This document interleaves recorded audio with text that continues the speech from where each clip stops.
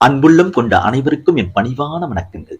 இன்னைக்கு நம்ம விக்ரமாதித்தன் கதைகள்ல வர அந்த வேதாளம் சொன்ன வீரபாகுவின் பெருந்தன்மை என்னும் கதையை தான் நம்ம வாசிக்க போறோம்.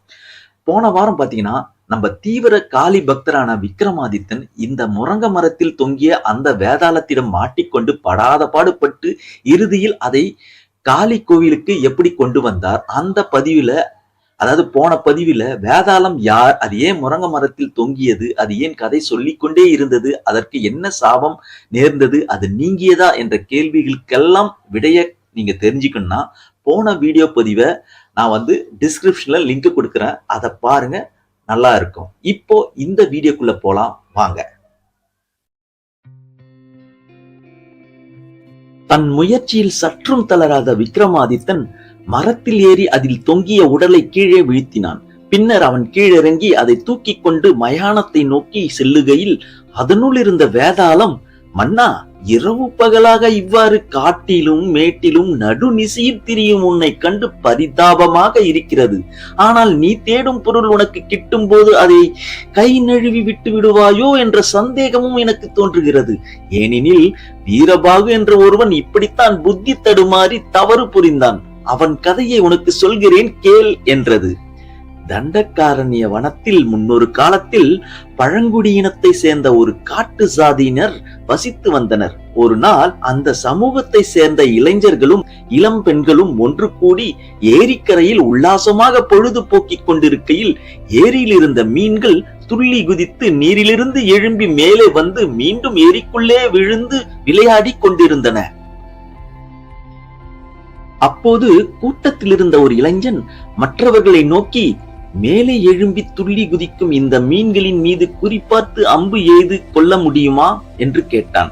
அதற்கு மற்றொருவன், முடியவே முடியாது. தண்ணீருக்கு மேலே அவை ஒரு வினாடிக்கு குறைவாக துள்ளிவிட்டு உடனே தண்ணீரில் குதித்து விடுகின்றன.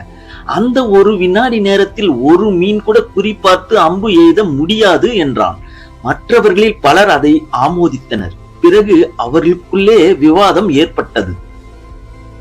அப்போது அந்த கூட்டத்தில் இருந்த நீலிமா என்ற மிக அழகான இளம்பெண் தன் மனதிற்கு பிடித்தவனான பிரதாப் என்ற இளைஞனை பார்த்து, நீ மட்டும் ஒரு மீனை குறிப்பார்த்து அம்பு எய்தினால் உன்னை நான் திருமணம் செய்து கொள்வேன் என்றாள். அவள் அவ்வாறு கூறியதும் கூட்டத்தில் பரபரப்பு உண்டாகியது. நீலிமாவின் அழகில் அத்தனை இளைஞர்களும் மயங்கி இருந்தனர். ஆனால் நீலிமாவின் மனதில் இடம் பிடித்தவன் பிரதாப் மட்டுமே. அவள் கூறியதை கேட்டதும் அவன் வில்லை நான் ஏற்றி அம்பை தொடுத்து குறிப்பார்த்து எய்தான். ஆனால் துரதிருஷ்டவசமாக அவன் இலக்கு தவறியது. உடனே சற்று தொலைவில் அமர்ந்திருந்த வீரபாகு என்ற இளைஞன் தன் வில்லில் ஓர் அம்பினை தொடுத்து எய்தான். அவன் எய்திய அம்பு ஒரு மீனின் மீது பாய்ந்தது. வீரபாகுவின் நண்பர்கள் மகிழ்ச்சி ஆரவாரம் செய்ய அவன் நீலிமாவின் அருகில் வந்தான். ஏ அழகு சுந்தரி, நீ அறிவித்த போட்டியில் நான் வெற்றி பெற்று விட்டேன். ஆகவே என்னை நீ திருமணம் செய்து கொள்ள வேண்டும் என்றான். அதற்கு நீலிமா, திருமணமா? உன்னுடனா? ஒரு காலும் இல்லை. முதலில் நான் இதை கூறியது பிரதாப்பை நோக்கித்தான், தவிர இதை நான் ஒரு போட்டியாக அறிவிக்கவே இல்லை என்றாள். இல்லை, நீ அப்படி சொல்லவில்லை என்று மறுத்தான். வீரபாகுவின் நண்பர்களும் அவன் சொல்வதையே ஆதரித்தனர்.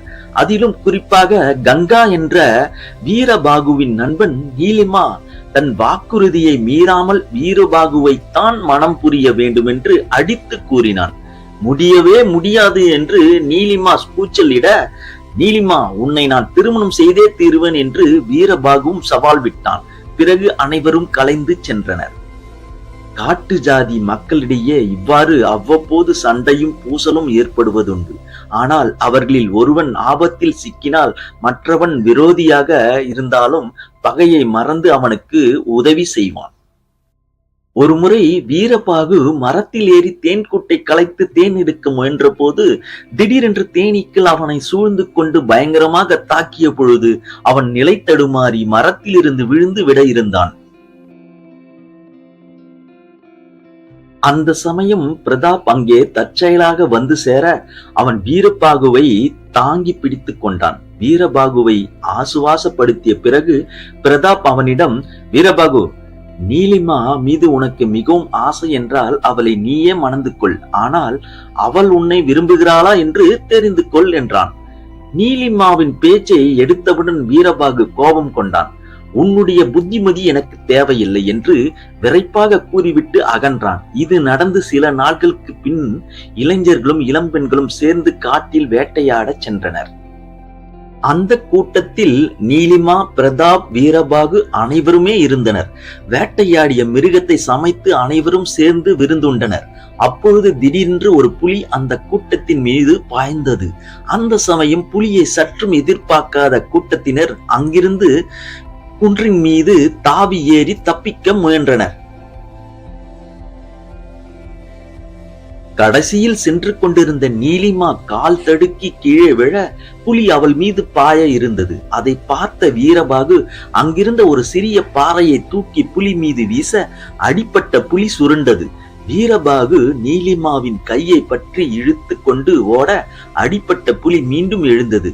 அதனிடமிருந்து தப்பிக்க வேறு வழி தெரியாமல் வீரபாகுவும் நீலிமாவும் குன்றிலிருந்து கீழே குதித்தனர். அதற்குள் அடிப்பட்ட புலி கீழே விழுந்து இறந்தது. கீழே விழுந்த அதிர்ச்சியில் நீலிமா மயக்கமடைந்தாள். அவள் இடது முழங்கையில் அடிபட்டு ரத்தம் கசிந்து கொண்டிருந்தது. மயக்கத்தை தெளிவிப்பதற்காக வீரபாகு அருகில் உள்ள குளத்திற்கு நீர் எடுத்து வர சென்றான். அப்போது வீரபாகுவின் நெருங்கிய நண்பன் கங்கா குன்றின் மீது இருந்தபடியே வீரபாகுவிடம், நண்பா, நீலம்மாவின் இடது கையில் ரத்தம் கசிவதை பார். நீயும் உன் இடது கையில் கத்தியை கீறி ரத்தம் சொட்ட செய்து அவளுடைய ரத்தத்துடன் கலந்துவிடு. நம் இன வழக்கப்படி ஒரு ஆண் ஒரு பெண் இருவரின் ரத்தமும் கலந்தால் அவர்கள் தம்பதி ஆவர். இந்த வாய்ப்பை நழுவ விடாதே நண்பா என்று சொல்லி ஓடி போனான். கங்கா மூலம் நடந்ததை கேள்விப்பட்ட பிரதாப் பேய் அறைந்தவன் போல் ஆனான். பிறகு அவன் வீரபாகு நீலம்மாவை கட்டாய திருமணம் புரிந்து கொண்டான் என்று வழக்கு தொடர்ந்தான். பஞ்சாயத்தும் கூடியது. நீலிமா, வீரபாகு இருவரும் முன்னணியில் நிற்க பஞ்சாயத்து தலைவர் அவளை நோக்கி, பெண்ணே, உன் சம்மதத்துடன் உனது திருமணம் நடக்கவில்லை என்றும் உன்னை பலவந்தப்படுத்தி வீரபாகு அவ்வாறு செய்துள்ளான் என்றும் பிரதாப் வழக்கு தொடுத்திருக்கிறான். அவன் சொல்வது உண்மையா என்று சொல்ல, அப்படியானால் வீரபாகு இந்த இடத்திலேயே கொல்லப்படுவான். அதன் பிறகு உனக்கு உண்மையிலேயே யார் மேல் பிரியுமோ அவனை நீ மனம் புரியலாம் என்றார். உடனே அங்கே ஒரு அசாதாரணமான மௌனம் நிலவியது. சற்று நேரம் யோசித்த நீலிமா, என்னுடைய முழு சம்மதத்துடன் தான் வீரபாகு அவ்வாறு செய்தார் என்றாள். அப்போது யாரும் எதிர்பாராத ஒரு நிகழ்ச்சி நடந்தது. வீரபாகு முன் வந்து, இல்லை, நான் உண்மையை கூறுகிறேன்.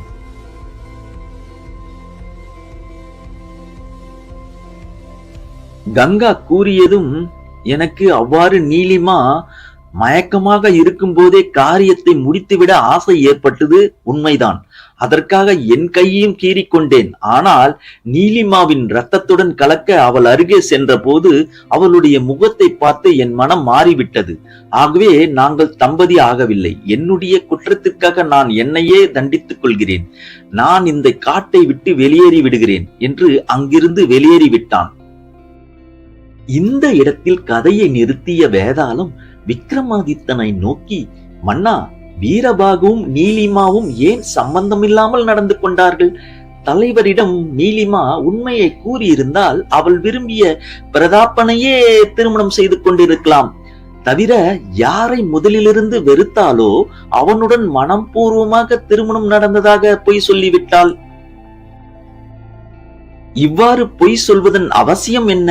அதே போல் வீரபாகு முன்பு உன்னை என்றாவது ஒரு நாள் திருமணம் செய்தே தீர்வன் என்று கூறினான். அப்படி இருக்கையில் நீலிமா ஒப்புக்கொண்ட பிறகும் எங்களுக்கு திருமணம் நடக்கவில்லை என்று கூறிவிட்டு அந்த கிராமத்தை விட்டே சென்று விட்டான். இருவரது செயல்களும் எனக்கு புரியவே இல்லை. இந்த கேள்விகளுக்கு விடை தெரிந்திருந்தும் நீ மௌனமாக இருந்தால் உன் தலை வெடித்து சுக்கு நூறாகிவிடும் என்றது. அதற்கு விக்ரமாதித்தன், நீலிமா சுய நினைவில்லாமல் இருந்ததால் தனக்கு என்ன நடந்தது என்று தெரியாமல் இருந்தாள். அதேபோல் வீரபாகுவும் தனக்கு திருமணம் நடந்துவிட்டது என்று அவன் கூறியது அவளது இனத்திற்கே உரிய நன்றி உணர்வைத்தான் காட்டுகிறது. அதாவது அவர்கள் இன வழக்கின்படி எவன் ஒருவரின் உயிர் ஆபத்தில் இருக்கிறதோ அவனை எவ்வித பாகுபாடும் இல்லாமல் காப்பாற்றுவார்கள். அவள் தனது விருப்பமின்றி இந்த திருமணம் நடந்தது என்று கூறினாள். வீரபாகுவை கொன்று விடுவார்கள். தன்னை காப்பாற்றிய ஒருவனுக்கு தண்டனை கிடைக்க கூடாது என்பதற்காகத்தான் அவள் பொய் கூறினாள். ஆனால் வீரபாகு நீலிமாவை நேசித்தானே தவிர மீறி கட்டாய திருமணம் புரிய நினைக்கவில்லை என்று உண்மையை கூறினான்.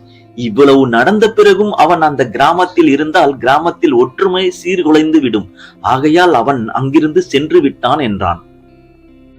விக்ரமாதித்தனுடைய சரியான பதிலினால் மௌனம் கலையவே வேதாளம் தான் தங்கியிருந்த உடலுடன் பறந்து சென்று மீண்டும் முருங்கை மரத்தில் ஏறிக்கொண்டது. அவ்வளவுதாங்க இந்த கதை.